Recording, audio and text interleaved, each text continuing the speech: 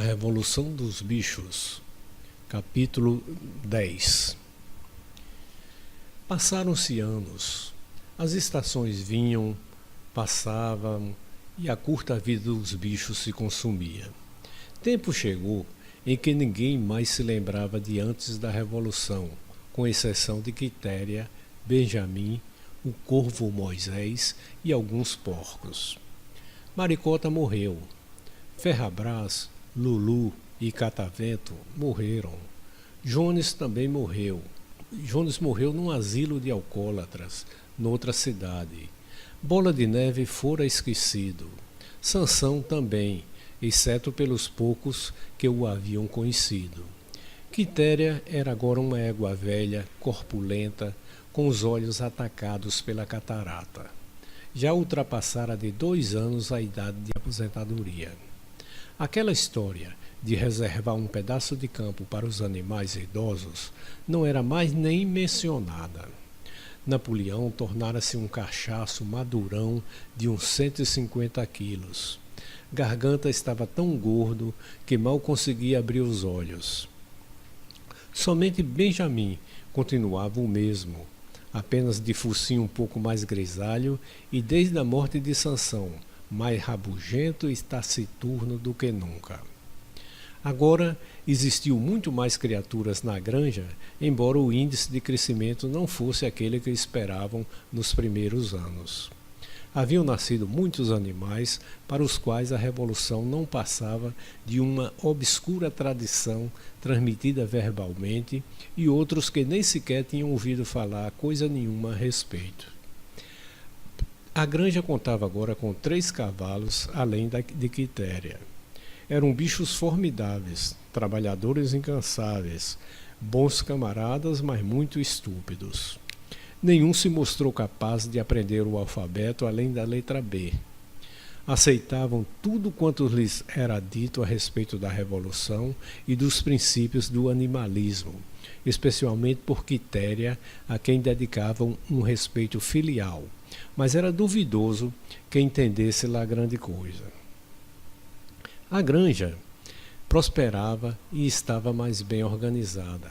Fora até aumentada pela compra de 2 tratores de terra ao senhor 2 tratos de terra ao senhor Pílingro.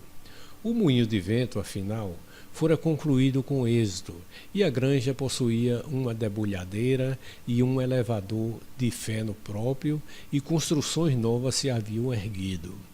O ímpen compraram uma aranha.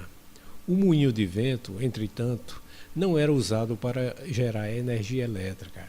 Usavam-no para moer cereais, coisa que dava bom dinheiro. Os animais estavam a braços com a construção de outro moinho de vento. Quando este estivesse concluído, dizia-se, seriam instalados os dínamos. Mas naquele luxo de que Bola de Neve lhes falara certa vez, casas com luz elétrica e água quente e fria, e na semana de 3 dias, não se falava mais. Napoleão denunciara tais ideias como contrárias aos princípios do animalismo. A verdadeira felicidade, dizia ele, estava em trabalhar bastante e viver frugalmente. De certa maneira, parecia como se a granja se houvesse tornado rica sem que nenhum animal tivesse sido, exceto, é claro, os porcos e os cachorros. Talvez isso acontecesse por haver tantos porcos e tantos cachorros. Não que esses animais não trabalhassem à sua moda.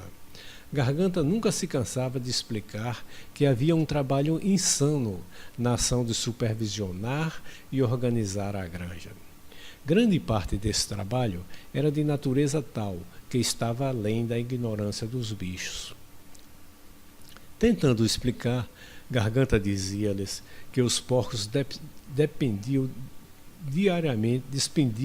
diariamente enormes esforços com coisas misteriosas chamadas arquivos, relatórios, minutas e memorandos. Eram grandes folhas de papel que precisavam ser miudamente cobertas com escritas e, logo depois, queimadas no forno. era tudo da mais alta importância para o bem-estar da granja, dizia Garganta. A verdade é que nem os porcos nem os cachorros produziam um só grama de alimento com o seu trabalho, e havia um bocado deles com o apetite de sempre em forma. Quanto aos outros, sua vida, ao que sabiam, continuava a mesma. Geralmente andavam com fome, dormiam em camas de palha, bebiam água no açude e trabalhavam no campo. No inverno, sofriam com o frio, no verão com as moscas. De vez em quando, os mais idosos rebuscavam a apagada memória e tentavam determinar se nos primeiros dias da Revolução, logo após a expulsão de Jones, as coisas haviam sido melhores ou piores do que agora. Não conseguiam lembrar-se. Não havia com que estabelecer comparação. Não tinham em que basear-se, exceto as estatísticas de Garganta, que invariavelmente provavam estar tudo cada vez melhor. Os bichos consideravam o problema insolúvel.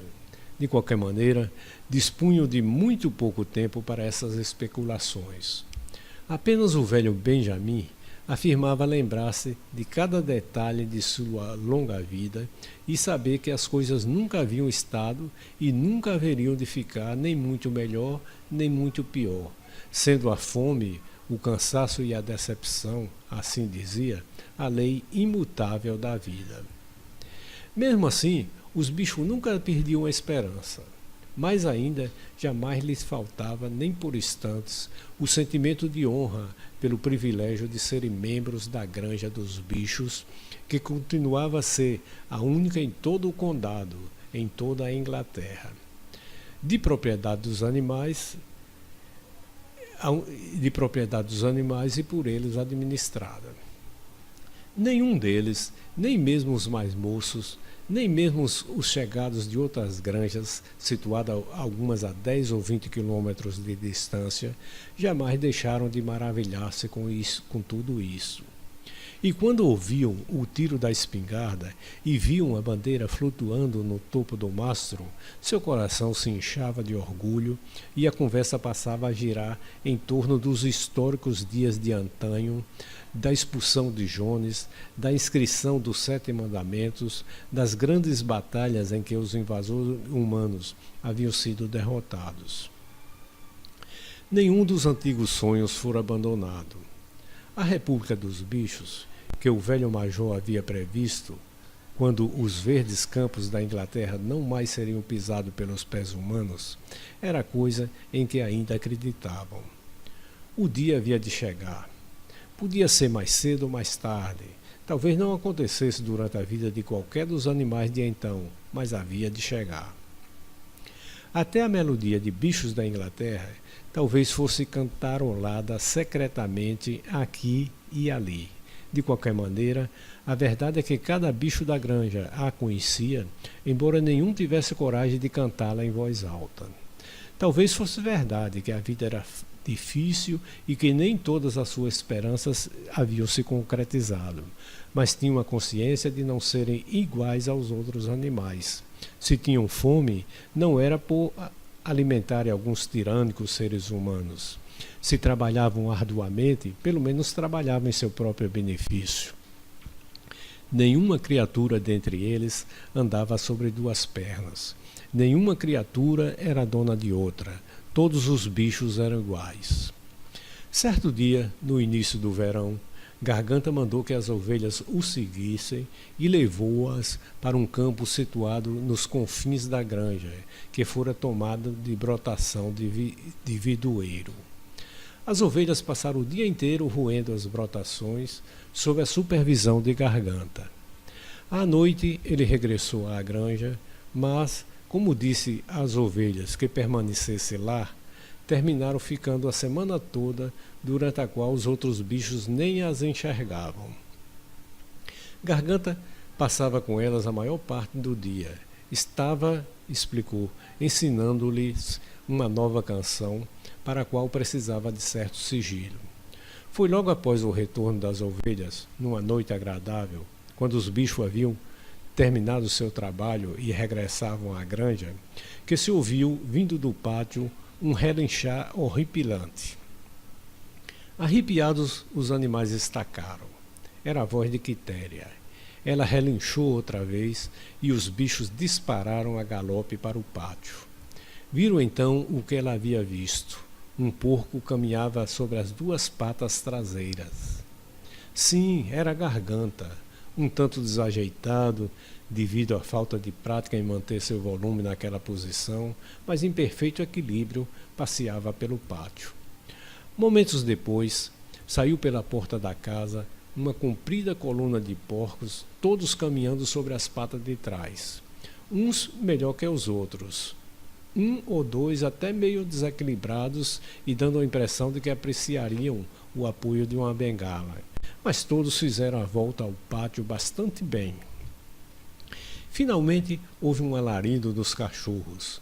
Ouviu-se o cocoricó esganiçado do garnizé e emergiu Napoleão, majestosamente desempenado, largando olhares arrogantes para os lados, com os cachorros brincando à sua volta. Trazia nas mãos um chicote. Houve um silêncio mortal. Surpresos, aterrorizados, uns junto aos outros, os bichos olhavam a fila de porcos marchar lentamente em redor do pátio. Pareceu-lhes enxergar o mundo de cabeça para baixo.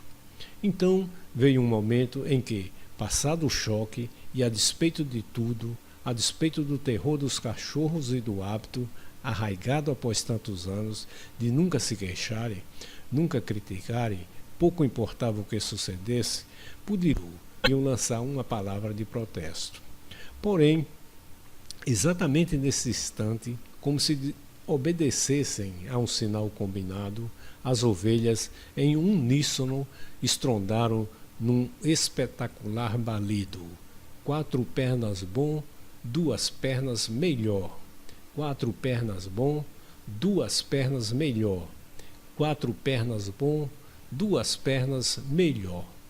Baliram durante 5 minutos sem cessar. E, quando se calaram, fora-se a oportunidade da palavra de protesto, pois os porcos já haviam voltado para dentro de casa. Benjamin sentiu um focinho esfregar-lhe o ombro. Era Quitéria. Seus olhos pareciam mais encobertos que nunca. Sem dizer palavra, ela o puxou delicadamente pela crina, levando-o até o fundo do grande livro, onde estavam escritos os 7 mandamentos. Durante 1 ou 2 minutos, ficaram olhando a parede alcatroada com o grande letreiro branco. Minha vista está falhando, disse ela finalmente. Mesmo quando eu era moça, não conseguia ler o que estava escrito aí, mas parece-me agora que a parede está meio diferente. Os 7 mandamentos são os mesmos de sempre, Benjamin? Pela primeira vez, Benjamin consentiu em quebrar sua norma e leu para ela o que estava escrito na parede. Nada havia agora senão um único mandamento dizendo: todos os animais são iguais, mas alguns animais são mais iguais do que os outros. Depois disso, não foi de estranhar que no dia seguinte os porcos que supervisionavam o trabalho da granja andassem com chicotes nas patas. Nem estranharam ao saber que os porcos haviam comprado um aparelho de rádio, que estavam tratando da instalação de um telefone e da assinatura de jornais e revistas. Não estranharam quando Napoleão foi visto passear nos jardins da casa com um cachimbo na mão, nem quando os porcos se assenhorearam das roupas do Sr. Jones e passaram a usá-las, sendo que Napoleão apresentou-se vestindo um casaco negro, calças de caçador e perneiras de couro, enquanto sua porca favorita surgia com o vestido de seda que a Sra. Jones usava aos domingos. Uma semana mais tarde, após o meio-dia, apareceram numerosas charretes subindo rumo à granja. Uma representação de granjeiros vizinhos fora convidada a realizar uma visita de inspeção. Toda a granja lhes foi mostrada e eles expressaram admiração por tudo quanto viram especialmente pelo moinho de vento. Os bichos estavam limpando a lavoura de nabos. Trabalhavam diligentemente, mal levantando o olhar do chão e sem saber a quem temer mais, se os porcos, se os visitantes humanos. Naquela noite, altas risadas e cantorias chegaram da casa. Lá pelas tantas, ante o som das vozes misturadas, os bichos encheram-se de curiosidade. Que estaria acontecendo lá dentro, agora que, pela primeira vez, encontravam-se em termos de igualdade os animais e os seres humanos? Pensando todos a mesma coisa, dirigiram-se furtivamente para o jardim da casa. No portão titubearam, um tanto temerosos, mas Quitéria deu o exemplo e entrou. Andaram, pé ante pé, até a casa, e os mais altos espiaram pela janela da sala de jantar. Lá dentro, em volta de uma mesa grande, estavam sentados meia dúzia de granjeiros e meia dúzia de porcos, dentre os mais eminentes, Napoleão no lugar de honra à cabeceira. Os porcos pareciam perfeitamente à vontade em suas cadeiras. O grupo estivera jogando cartas, mas havia interrompido o jogo por instantes, evidentemente para os brindes. Um grande jarro circulava e os copos se enchiam de cerveja. Ninguém notou as caras admiradas dos bichos que espiavam pela janela. O Sr. Pilkington, de Foxhole, levantara-se com um copo na mão. Disse que ia convidar os presentes para um brinde, mas, antes, desejava dizer algumas palavras que julgava de seu dever pronunciar. Era motivo de grande satisfação para ele, e tinha certeza de que falava por todos os demais. Senti que o longo período de desconfianças e desentendimentos chegara ao fim. Tempo houvera, não que eles ou qualquer dos presentes tivesse pensado dessa maneira, mas tempo houvera em que os respeitáveis proprietários da Granja dos Bichos haviam sido olhados, não diria com hostilidade, mas com uma certa apreensão por seus vizinhos humanos. Ocorreram incidentes desagradáveis e ideias errôneas haviam circulado. Parecera a muitos que a existência de uma granja pertencente a animais e por eles administrada era coisa um tanto fora do comum e poderia vir a causar transtornos à vizinhança. Muitos granjeiros supuseram, sem as verificações devidas, que em tal granja prevaleceria um espírito de licenciosidade e indisciplina. Haviam se preocupado com o efeito de tudo isso sobre seus próprios animais e até mesmo sobre seus empregados humanos. Mas todas essas dúvidas estavam agora dissipadas. Hoje, ele e seus companheiros haviam visitado a Granja dos Bichos, inspecionando cada metro quadrado com seus próprios olhos, e que haviam encontrado não apenas métodos dos mais modernos, mas uma ordem e uma disciplina que podiam servir de exemplo. Julgava poder afirmar que os animais inferiores da Granja dos Bichos trabalhavam mais e recebiam menos comida do que qualquer outros animais do condado. Para falar a verdade, ele e seus companheiros de visita haviam visto naquele dia muita coisa que pretendiam introduzir imediatamente em suas próprias granjas. Finalizaria suas palavras, continuou, assinalando mais uma vez os sentimentos de amizade que prevaleciam e deviam prevalecer entre a Granja dos Bichos e seus vizinhos. Entre os porcos e os seres humanos não havia, e era inteiramente inadmissíveis, qualquer conflitos de interesses. Suas lutas e suas dificuldades eram uma só, pois o trabalho não constituía o mesmo problema em toda parte. A essa altura, evidenciou-se que o Sr. Pilkington pretendia soltar para a plateia algum dito espirituoso, mas por alguns momentos pareceu por demais dominado pelo gozo da própria piada para poder dizê-la. Depois de muita sufocação, que deixou vermelho os seus vários queixos, ele conseguiu largá-la.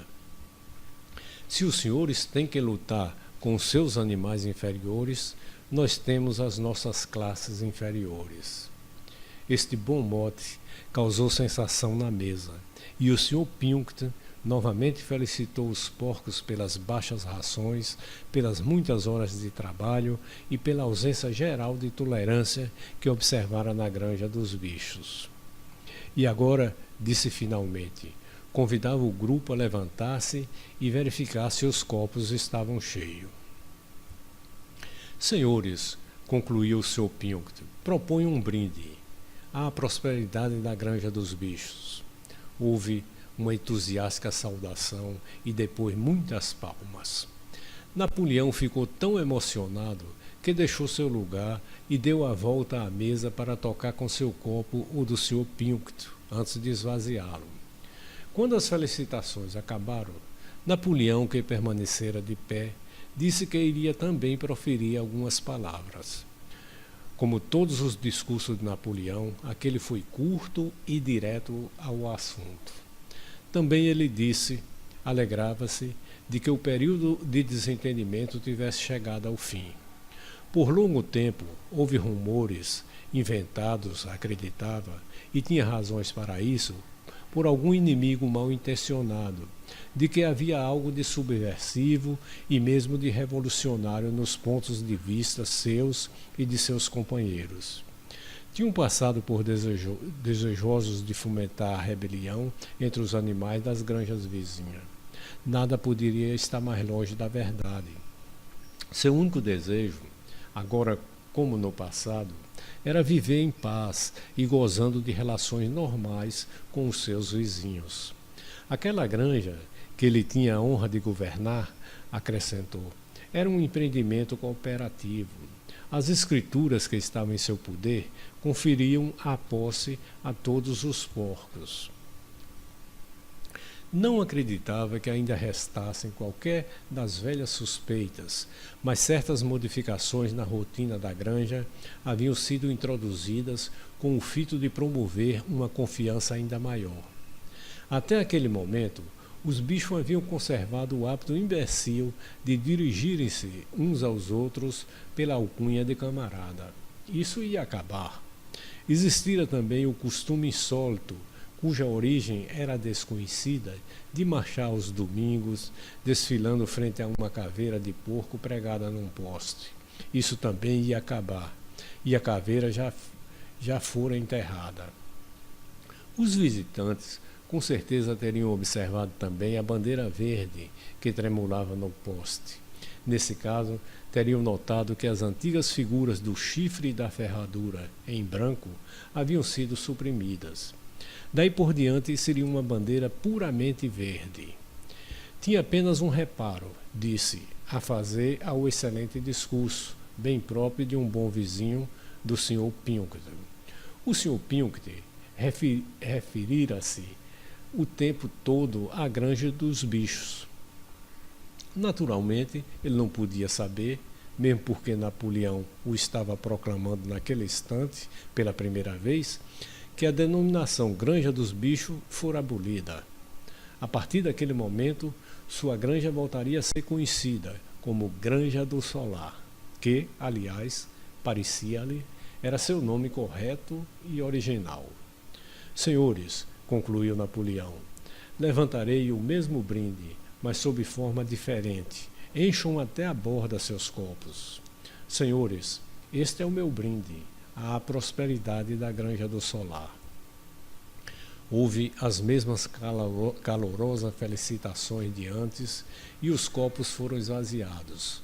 Mas aos olhos dos bichos que lá de fora espiavam, pareceu que algo estranho estava acontecendo.